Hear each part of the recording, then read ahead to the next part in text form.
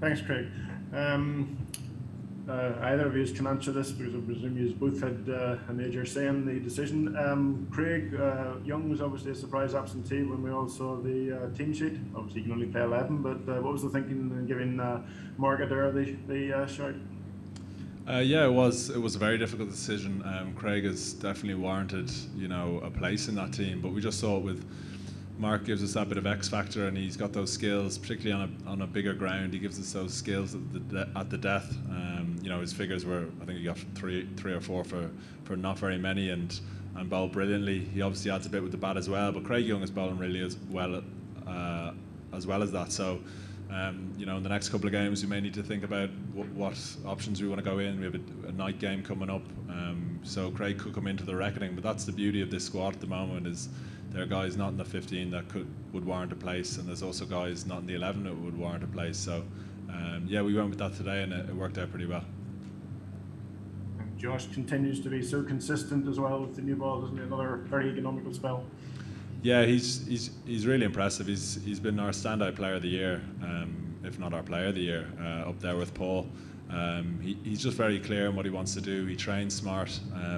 He's a good thinker of the game. He's always talking about it, always watching, different games around the world, and he's just getting better and better. And obviously, being a left armer is great as well. But he's becoming a huge asset for us.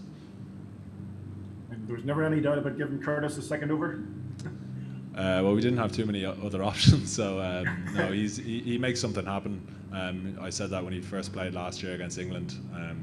He obviously burst onto the scene with a couple of 50s and some key wickets, and the first over didn't go well for him, but we just kind of broke it down to basics and said bowl as straight as possible, and he did just that. And I've not been involved in too many games where an over like that has happened, and just delighted for him. And having come back from a couple of annoying injuries this year, he's missed quite a bit of cricket, and he's deserved that outing today, I think. Sterling obviously played a very unusual innings, but I suppose it got the job done, and a lot of credit must go to Gareth. Still hitting the ball superbly, isn't he? Yeah, he is.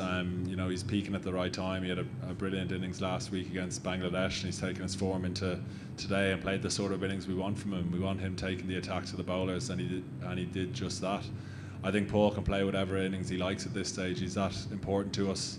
He did exactly what we needed from him. He played brilliantly in the power play, and then just set up shop for the day and took us home. So just another really important innings from him. I can ask you, what are we expecting from Sri Lanka then on Wednesday? Obviously, you want to take us on, Graham? I think it's on. Is this on? Working yet? Sri Lanka, probably about half the squad I know pretty well, and I know the coach very well. We know they're going to be a very competitive, energetic unit. They have had great success in this format in previous years and in previous T20 World Cups. So it'll be a huge game for us, but I think a really exciting challenge. We've played really a lot of emphasis on really trying to get out and enjoy and enjoy the challenges of this opportunity. So it'll be a special day, but yes, a talented group and a group that probably have some players that do things a little differently. They have some players that are able to do some unorthodox stuff that make a difference. But the lads have got a lot of information on them, but at the end of the day, like I said last evening, it is going to be about how we play on the day.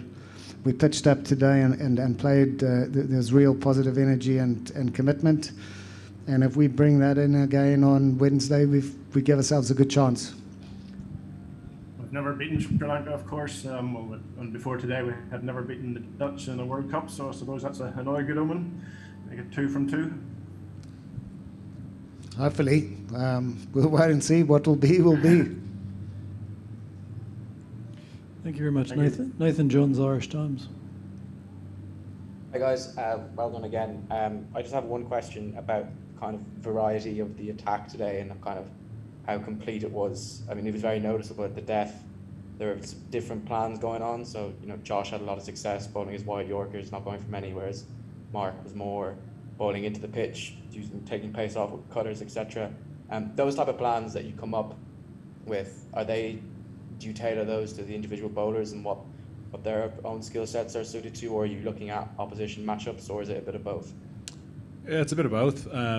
Josh has obviously become a very skillful bowler for us. I have my ideas, he has his, but he's the one with the ball in his hand, so you've just got to kind of back him to come good with his skills, and he did exactly that. And Mark Adair the same. Mark had the bigger boundary for that last over, and knew what he wanted to do, and done what he's done really well over the last couple of years when he's had success for us.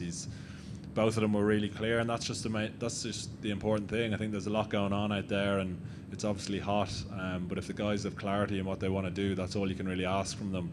If they mess up with their skills a bit, we can deal with that and we can work on that. But as long as they're clear and 100% with what they want to do, I just kind of give them the freedom to try to do it.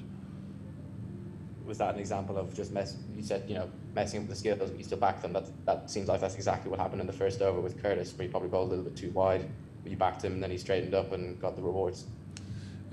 Yeah, so I think I can take credit for all 4 of those wickets in that over.